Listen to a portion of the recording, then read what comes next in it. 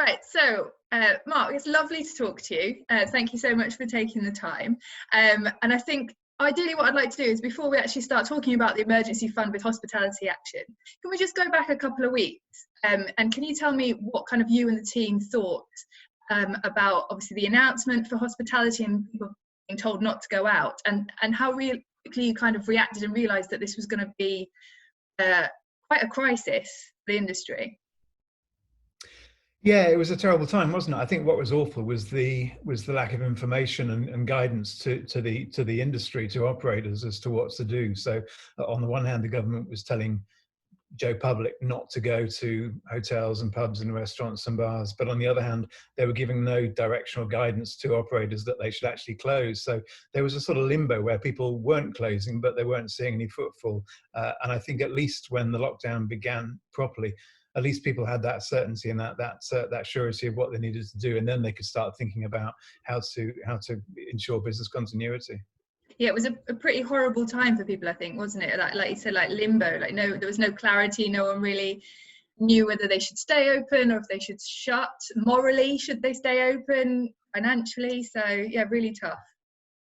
Yeah, and I remember I was one of those people who was proudly saying maybe 3 weeks ago on Twitter, right, I'm going out for dinner this evening because I want to support the industry, and actually that began to be clear that wasn't the way forward. But I did that in good faith because restaurants were still open, and I wanted to support them. So we went up just a few nights before the real crisis hit to our local Dem, our local Turkish restaurant in Crystal Palace, and had a great evening there, and we were pleased to support them. But then I think we all began to realise that this was getting very serious and that we just had to stop in our homes. Yeah, no, definitely. And so the team and yourself at Hospitality Action, what were your thoughts? Did you kind of think, right, what can we do to support the industry, and we need to do it as fast as possible? Yeah, exactly that. So way back when we were still, it seems a million years ago, when we were still at the office in Farringdon, we met a few weeks ago and said, right, let's make sure if this thing really explodes that we can work from home, because we have a duty of care to the people that we help in the normal course of life, our normal beneficiaries. So we made sure that our systems were robust and resilient and that we could do our work from home. So happily we had all of that sorted. So we've got the tech so to enable all of us to work from home. We can award grants, we can pay grants. So that was all okay. But then I think we suddenly realized with a jolt that this was going to become far more profoundly difficult than perhaps we'd immediately thought. So then we said, well, what can we do? And we had discussions around the team while we were still in the office, and said, look, we can't help all the people, but if we can at least help some people who are in difficulty or crisis, then we'd rather do that than help none at all. And we're a small charity at the end of the year. At the end of the day, we're a trade benevolent charity. We don't have untold wealth. We don't have a huge team. The government is there to offer universal credit and benefits to people who are in real difficulty. But we just thought if we can play our part for the trade, then at least we can sleep at night. Yeah, no, absolutely. And before we kind of go on to the fund, you've been in hospitality in the industry for a very long time. Have you ever seen anything like this before? Has the industry ever faced anything to this level? Somebody asked me that the other day, and I guess this probably equates to what would have happened in the First and Second World Wars when there was proper lockdown and closure. I think in my time around the industry, I guess foot and mouth was a real shock to the system, but this is a whole quantum leap beyond that. That was clearly a difficult time, but this sort of shutdown of the entire country is unprecedented, I think, in pretty much everybody's lifetime. Yeah, no, definitely. It's terrifying, isn't it? It's such a change to your lifestyle. Such a change. So you set up the fund, the emergency fund. So tell me a bit about the fund, what it is, who it's for, and then we'll move on to who can or who has applied for that and how it works. Sure. So we were really clear that early on that there were going to be a lot of people who would be losing their jobs. As things have progressed, a lot of people are now on a lot of people have been furloughed rather than necessarily losing their jobs. But that's only some of the people. There are people who work for businesses that have sadly closed and won't open again. There were lots of people, as you know, on 0-hour contracts working around hospitality. So there were lots of people whose finances were going to be exposed really quickly by this lockdown. And so we thought, well, let's try and help people in the short term. The government has made announcements about what it's going to do in the midterm with supporting furloughing of staff.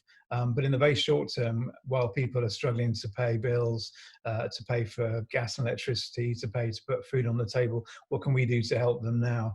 I think the government's support is going to start coming through towards the end of April, from my understanding. Yeah, I hope so. I know yeah, there's a lot of people crossed, desperate for that. Yeah.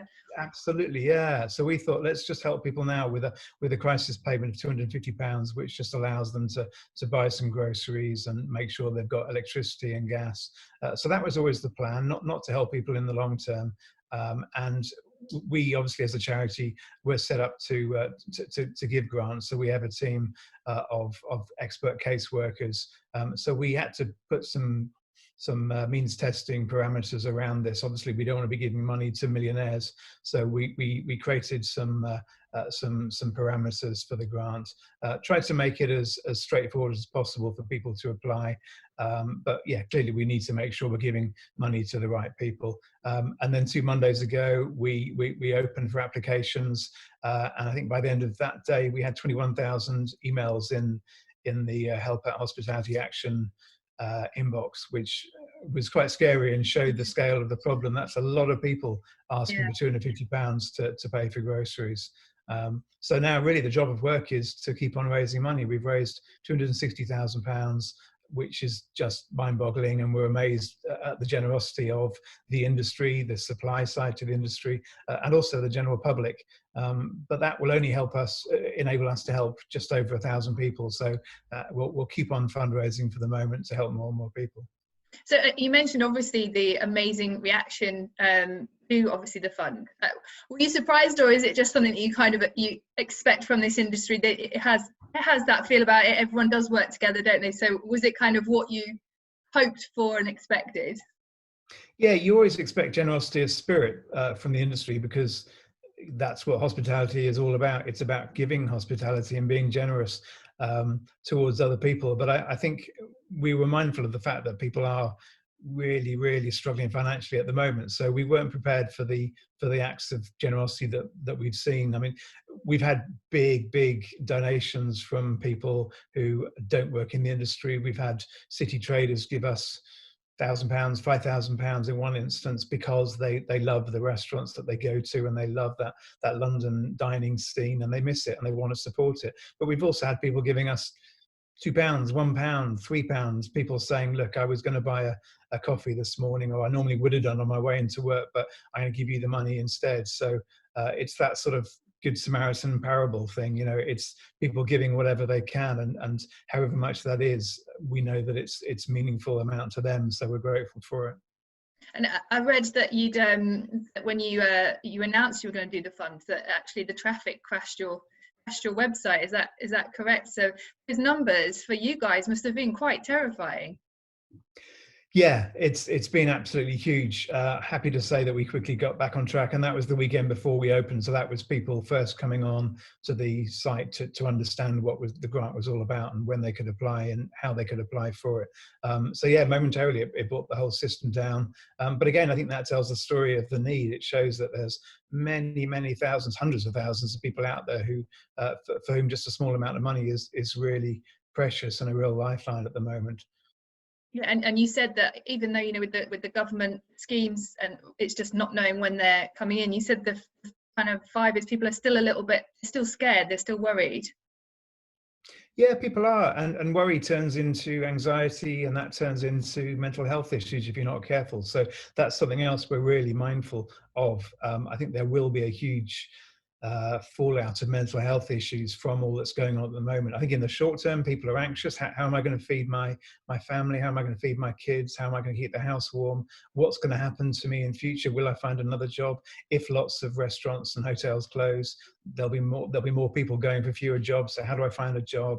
And I think also, and maybe this is something which is peculiar to chefs, or maybe most prevalent in chefs, but there's a real lack of purpose, that people's lives are defined by what they do. It's about going out and working hard and cooking great food for other people. So suddenly, if for the first time in decades you're home on a Friday or a Saturday night watching Ant and Dec, that's difficult to deal with. It's not what you're used to. So we're seeing a lot of people talking to us, but also talking out loud on social media about the mental health issues that they're now facing. So that's something we'll be focusing on as well in the coming months. Yeah, I think it's really important to highlight that, because we are all worried about money and jobs, but it's the knock-on effects as well, which you guys are there to support as well. It's not just this fund, right? Yeah, that's it. Exactly that. So we're doing. There's 4 things on the go. There's the crisis grant, which we'll push on with and help as many people as we can. We also have a scheme that we've had for many years called Golden Friends, which it's an outreach scheme to people who've worked in the industry and now retired. So there are lots of people who spent their life looking after other people, and now they find themselves at home, often alone, lonely, isolated. So we have an outreach scheme that sends them a bi-monthly newsletter and a Christmas card and a birthday card, just to make sure that they know that they're not forgotten by the industry. And we felt that these people might be some of the most vulnerable people in the country, given what's going on. So we're hugely grateful to many people around the industry who answered the call on social media to volunteer. And we've had this army of volunteers phoning our Golden Friends, and mostly they just say, lovely to hear from you, I'm fine, but thanks for thinking of me. But there have been many people also who said, I'm really struggling, and firstly, I'm terribly lonely, and thank you for the call, and will you call me again? But secondly, I can't pick my prescription up, or I can't get groceries, and we've then been able to either arrange volunteers ourselves or get in touch with AGK locally and help those people. So that's the second thing.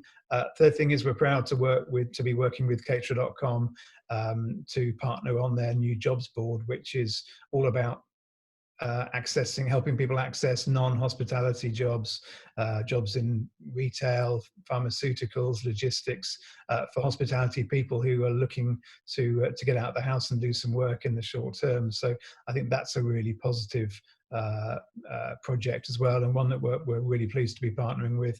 And then the fourth thing is this mental health issue, which is only going to grow. It's not going to go away. So we've been focusing on mental health for a while anyway, and we've got a series of video assets and some fact sheets on our website, but we're going to build more and more of those, and we're having conversations with Mind, the mental health charity, at the moment. So as soon as possible, we'll start releasing hopefully more video, but certainly more digital fact sheets about aspects of mental health to help people who are at home and struggling.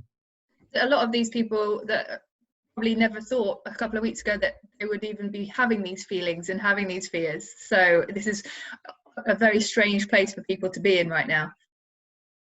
Yeah, it's disconcerting, isn't it? Yeah, nobody quite knows what's going to come, and I think that's part of the awful worry about it, that we all watch the government ministers come on at 5 o'clock and tell us where we are, but they don't quite know, and we certainly don't know. So you watch the figures and you hope that we reach a plateau and things fall away, but then also we don't know what happens at the end of the year when people start getting coughs and colds again, when it gets cold at the end of autumn, and is there going to be another spike of what we're seeing now, and if so, what does that mean to a chef proprietor who's managed to open a restaurant for another few months and then suddenly finds we're in lockdown again? So there's so much confusion, and I think that's worrying everybody. Yeah, and it feels, even though it's only a few months that we're obviously anticipating lockdown for now, it feels very much like you're staring down a never-ending barrel, really, doesn't it? The thought of being locked in houses till June, it's very alien. It is. It really is. Yeah, and I think we're seeing the impact of that. We all have to hope that the government is doing the right thing, and also that somebody far cleverer than me comes up with a vaccine sooner rather than later. And when that happens, then life begins to get back to some normality again. But yeah, it's just a very worrying time, isn't it? Yeah, definitely. And can you tell me a little bit, or if you have any stories of people who have actually received grants so far? Like any kind of positive, any like nice stories from people who've had access to that? Yeah, do you know, every night I send a note out to the team. It's such a weird thing to be working with a team, but all to be remote. And so I send a note out every night just to update everybody on what's happened and how the appeal is going and how many people we've helped. And we always share fantastic stories. And people are very quick to email us back when they've received money from us. And yeah, we've got a list as long as your arm of wonderful comments from people, some of which we're sharing on social media. But people are, you can sense the relief for the huge outpouring of relief when people get £250 from us, and that tells you just how they're struggling, because £250 is not a huge amount of money, but it means so much to people at the moment. Yeah, I can imagine. I imagine it makes it all kind of very worthwhile, seeing that those comments and feeling like, you know, that at least you can make a little bit of a difference, because that's the thing I think. And you were saying about chefs feeling like they don't have a purpose. I think that's the thing. A lot of people have sat here thinking, what can I do? I must be something that I can do to help. Yeah, exactly. And I think, as I said before, we can't help everybody, but we'd rather help some than none. And we feel gutted that we can't help more of those thousands of people that applied on our website last Monday. But again, we're just glad to be helping some people. And I have to say, the industry has been absolutely outstanding, both in terms of the way it's given us money to allow us to award these grants, but also with the retweeting and the amplification on the social media that it's given us, and the volunteering. We've had so many people getting in touch, sometimes whole teams from hotels and other businesses saying, we've heard about your phone volunteer scheme, can we get involved? So I think we've been absolutely overwhelmed by that sense of camaraderie and togetherness that we've seen from the industry.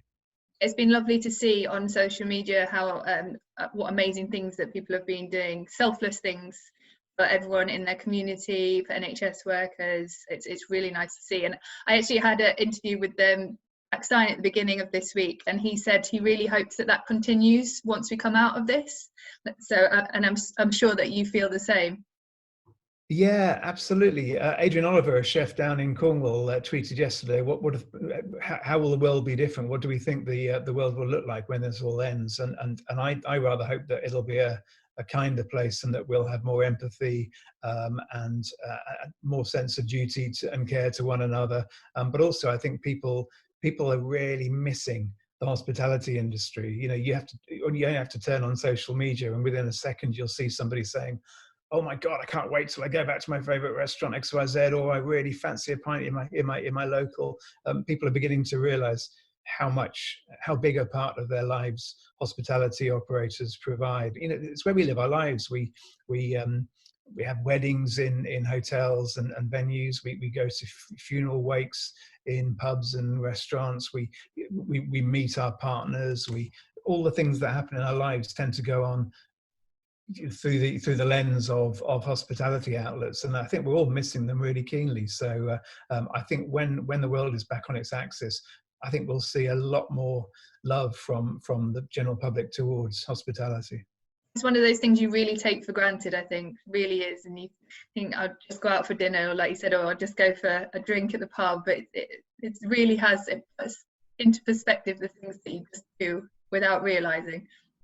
Yeah, exactly. And Zoom is unbelievable. And I'm sure the way people work from now on will change because of the fact that we're discovering how conference calls can work so well. But there's no substitute for having a pint with a friend in a decent boozer, or having a bite to eat in a catch up. So I think we're all very much looking forward to getting back to that. I definitely am. With that in mind, what do you think, I know it's quite a difficult question, but what do you think the lasting impact of this is going to be on the hospitality industry? We've discussed possibly the positives that might come from this, but as an industry as a whole, is that there are going to be losses. There are, you know, inevitably there are some businesses, not even just in this industry, that might not be able to get back on their feet. So what are your thoughts on it? It's thinking down the line, once we're kind of out of this and trying to go back to normal. Yeah, there's going to be a consolidation. There always is when we have this sort of a shock to the system. There was a few years ago during the after the last recession. So I think quality will out. So I think the great operators will bounce back. The places with the best people, if they're hanging on to them, and if they're not stupid, they will be hanging on to their best people. Then they'll be raring to go when things pick up again. But there will be a consolidation, and there's no doubt about that. I think it'll be interesting to see what happens from a skills perspective, because we know that we have a dearth of domestic skills or people wanting to get involved in hospitality. But maybe that will change. Maybe people will be keener to stay at home because, let's face it, until they find a vaccine, I think overseas travel is something that people will do far more reluctantly, because you don't want to travel halfway across the world and then discover that there's been another flare up of coronavirus and you can't get home. So maybe lots of the skills from Europe that we take for granted at the moment will perhaps, maybe many of those people will return to mainland Europe, and then perhaps that creates an opportunity for us to reach out to British people and get them involved in working in hospitality. Yeah, I know it's a strange thought to think that people might not want or might be reluctant to go out and things like that, because we're all chomping at the bit right now, but some people, I imagine, probably are quite reluctant. Yeah, I mean, I think the staycation will be a big thing for the next few years, because there's bound to be, as I said, a reluctance to travel too far away from home. You don't want to be one of those people who's spent the last 3 weeks living in an airport lounge somewhere half a world away. And that's got to be a good thing, because if people are spending their money in the UK rather than overseas, then that will give a good injection of cash to hospitality operators. So I hope that that's one of the fallouts of this. Absolutely. And just back to the fund, do you have I know you said you want to help as many people as possible. Do you have a target that you're working to, or is it just as much as you can possibly get? Yeah, I think it's the latter. We've made over £260,000 now, which is just a mind-boggling amount. We never expected to make this much, and money is still coming in. So we'll see how that goes. But I think in the next few weeks we'll get past Easter and closer to the end of April, and then companies will hopefully, touch wood, begin to receive the monies from government to start paying the staff that they've furloughed. So I'm hoping that for many people, life will become just a little bit easier by the end of April. And then I think we'll slowly evolve back into, or return back to, our normal grant giving status. And that'll be about helping people who are physically or mentally, have got physical or mental health issues, financial issues. There'll be more of those than ever before, and we'll get back into that normal rhythm of helping people. But I think what's been amazing for us is that we've had so much focus on us from around the industry in the last few weeks, and I'm hoping that many more people now understand what we do and will be happy to remain involved with us and supportive of us, because we're not going to go away, nor will the needs of the people that get in touch with us. So as the industry recovers, we'll also need that support to continue, so that we can help people with that recovery. It's been great to see on social so many people in the industry backing your campaign. It must be lovely for you guys to see that as well. Yeah, it's been just fantastic. People around the industry, Tom Kerridge, Tom Brown, Jason, Simon Rimmer, you name it, loads of the big chefs have got involved. We've also had the actor Stephen Graham, who was in The Irishman, Line of Duty. He did a lovely piece to camera for us. Ryan Giggs did a piece of video for us, and as a Welshman, that was fantastic for me. So we've had loads of people stepping up and giving us that advocacy, which is so important, because people hopefully know that we exist, but maybe don't know that much about us. But when they hear people that they really look up to saying, go and check these guys out and give them your support, that's really powerful for us. Yeah, it makes a real difference, doesn't it? A real difference. So I suppose finally, do you want to remind people how they can donate, and how to do that, and just kind of like to we want to keep pushing, that we want to keep raising that money and keep helping as many people as possible. Yeah, thank you. So our website is www.hospitalityaction.org.uk, and you can donate there. So that would be wonderful. But also we just ask people, excuse me, also we ask people just to stay involved with us. Now that you know that we exist, now you know the fantastic stuff we do, please just bear us in mind in happier times. So, you know, our work won't stop when lockdown ends and restaurants and hotels and pubs start to open again. In a way, that's when it really begins in earnest. So please keep in touch with us, and keep on supporting us. Brilliant. Well, thank you so much for talking to me, Mark. Thanks, Cara.